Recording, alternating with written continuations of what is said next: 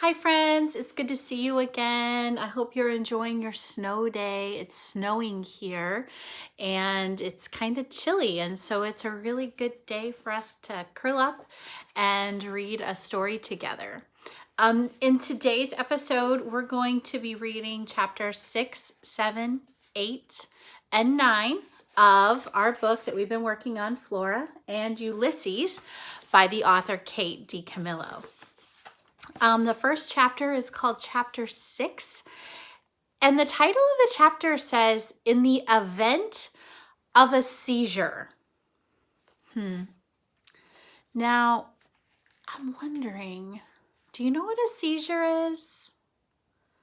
So, if you don't know, a seizure is, trying to think of a way that I can put it for you as a third grader or a second grader or a fourth grader so you would understand it. But a seizure is a serious medical condition where your brain kind of mixes up these signals and your body forgets temporarily, usually, how to breathe and how to function. So it's a serious thing and it happens inside your brain. And it sometimes, not always, but it can make you shake and do some things that you might feel embarrassed about later. But that's not always the case, okay? But a seizure is a way that your brain mixes up signals and your brain forgets how to do something for a little bit, okay? So chapter 6 is called "In the Event of a Seizure." So when we left off at chapter 5. And if you remember, Flora was performing CPR on a very nutty, breathy squirrel. And we weren't really sure how to feel about that. And the squirrel obliged. He happily began to breathe again. Okay, so that's kind of where we're at in our story right now. "Well, he's breathing," said Mrs. Tickum. "Yes," said Flora, "he is." She felt a swell of pride. The squirrel rolled over onto his stomach. He raised his head. His eyes were glazed. "For heaven's sake," said Mrs. Tickum, "look at him." She chuckled quietly. She shook her head, and then she laughed out loud. She kept laughing. She laughed and laughed and laughed. She laughed so hard she began to shake. Was she having some kind of fit? Flora tried to remember what "terrible things can happen to you" advised in the event of a seizure. It had something to do with moving the tongue out of the way or stabilizing it with a stick or something. Flora had saved the squirrel's life. She didn't see any reason she couldn't save Mrs. Tickum's tongue. The sun sank a little lower in the sky. Mrs. Tickum continued to laugh hysterically. And Flora Belle Buckman started looking around the Tickums' backyard for a stick. So the whole thing is rather comical. There's this birthday of Tootie Tickum. There's this vacuum cleaner, this 2000X Ulysses vacuum cleaner that sucked up a squirrel. The squirrel was dead, and then he obliged and began to breathe, and now Tootie Tickum is laughing. And Flora, our cynic, who's not very hopeful and doesn't think positively, isn't really sure what to think. So chapter 7 is the soul of a squirrel. Now, do you know what a soul is? So we know what a mind is, and we know what our heart is. But if somebody walked up to you and said, "Hey, what's a soul?" Have you ever thought about that before? What is that? So this is what I think of when I think of a soul of an animal, or the soul, especially of a person. This is kind of what I wrote down that I wanted to share with you. So the soul of a person or animal is that part of you that puts the twinkle in your eye and maybe makes you giggle. Like when your Aunt Vony pulls out all of her dentures and has a face that looks like a prune. My Aunt Vony used to do that. I had an Aunt Vony, and she would pull out her false teeth, and her face would just get all wrinkly, and she would just look like a big prune, and it was so funny, okay? Our soul is what gives us that spark, our personality. It makes us who we are, okay? So this chapter is called The Soul of a Squirrel. The squirrel was a little unsteady on his feet. His brain felt larger, roomier. It was as if several doors in the dark room of his self, doors he hadn't even known existed, had suddenly, we know that word, been flung wide. Everything was shot through with meaning, purpose, light. However, the squirrel was still a squirrel. And he was hungry. Very. Oh dear.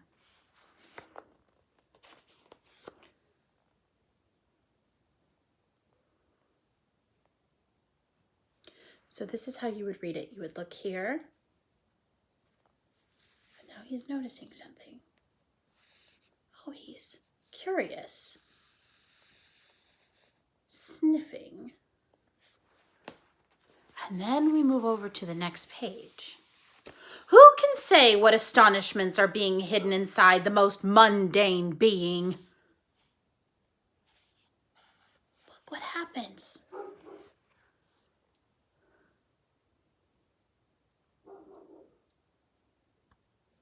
Look at him down here. Look what he did.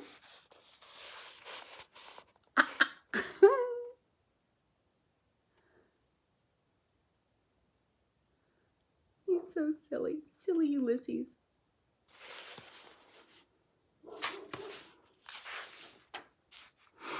Chapter 8.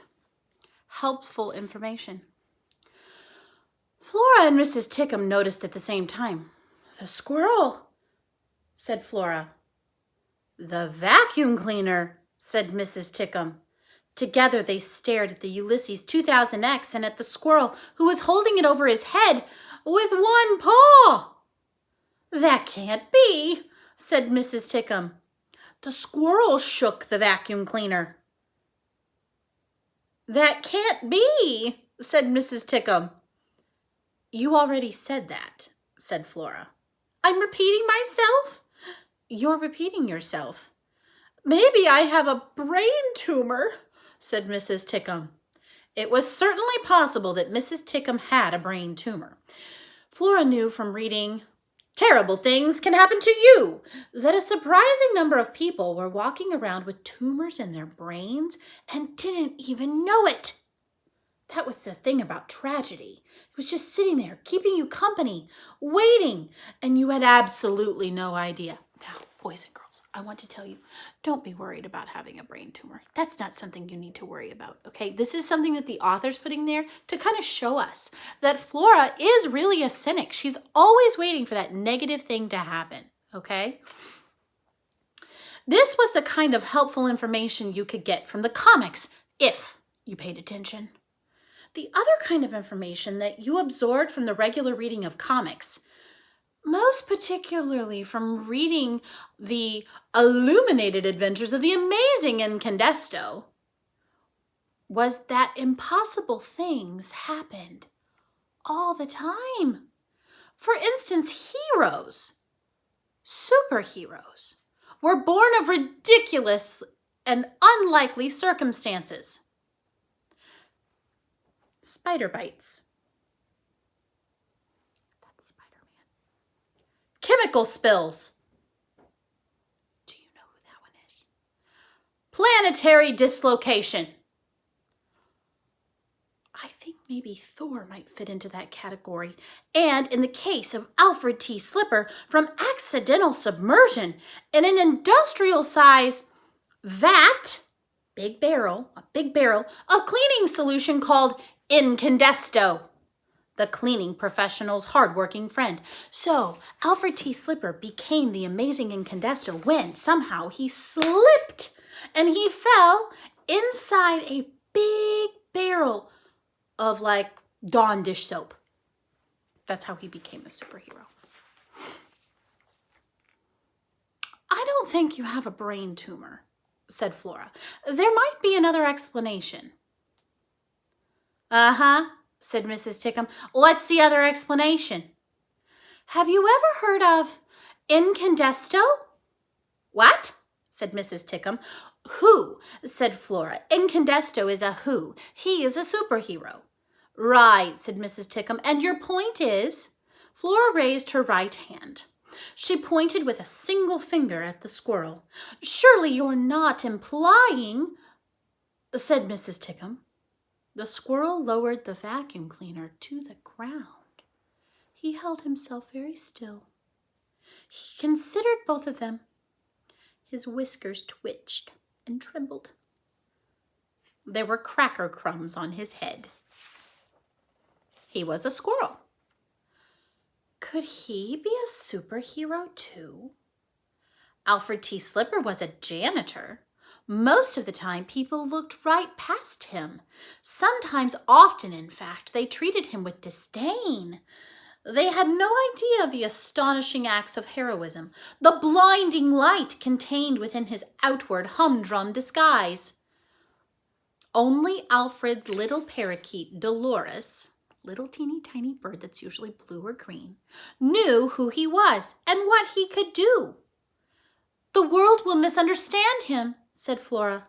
You bet it will, said Mrs. Tickum. Tootie, shouted Mr. Tickum from the back door. Tootie, I'm hungry. Tootie? What a ridiculous name. Flora couldn't resist the urge to say it out loud. Tootie, she said. Tootie Tickum. Listen, Tootie, go inside, feed your husband. Say nothing to him or anyone else about any of this. Right, said Tootie. Say nothing. Feed my husband. Okay, right. She began walking slowly toward the house. Mr. Tickum called out, Are you done vacuuming? What about the Ulysses? Are you just going to leave it sitting there? Ulysses, whispered Flora. She felt a shiver run from the back of her head to the base of her spine. She might be a natural-born cynic, but she knew the right word when she heard it. Ulysses, she said again. She bent down and held out her hand to the squirrel. Come here, Ulysses, she said. Before we read our last chapter, what are you thinking? What do you think about superheroes? Do you think Ulysses could be a superhero? What do you know about superheroes? They usually have like a sidekick, don't they? Like Batman and Robin, right? Think about it for a minute. What do you know about superheroes? Who's your favorite superhero? Flora's is the amazing Incandesto. I want you to be thinking about that as we read this story, okay? Chapter 9. The whole world on fire. She spoke to him, and he understood her. What the girl said was, Ulysses, come here, Ulysses. And without thinking, he moved toward her.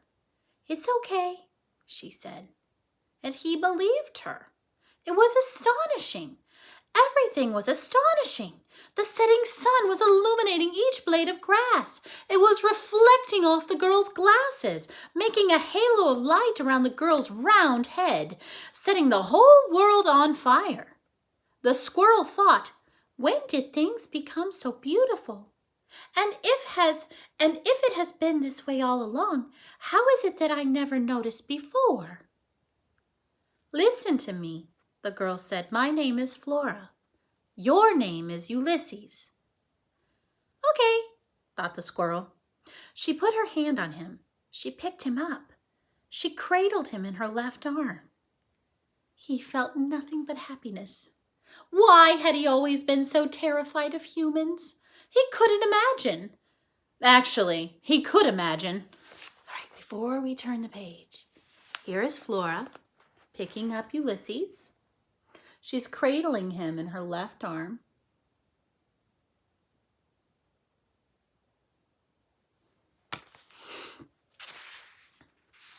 So he could imagine why he was always terrified of humans. This is what he thinks.